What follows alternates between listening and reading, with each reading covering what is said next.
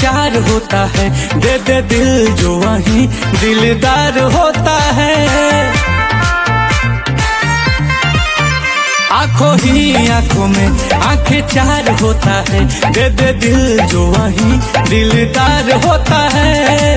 अपने सनम को प्यार से हमको थोड़ा देखा कीजिए, मेरे हम सफल। काले आंखों में तो चश्मा लगा लीजिए,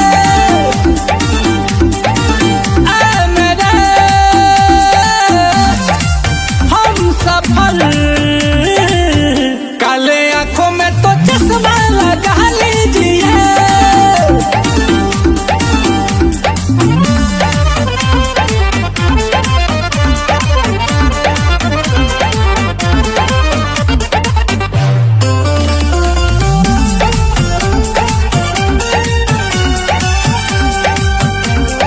गाल गुलाब के पंख के जैसे, होठ तेरे मधुशाला है।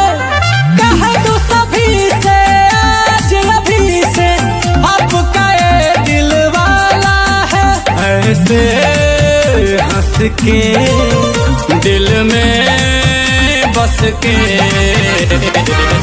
जरा सीने में तो चाहत जगा लीजिए।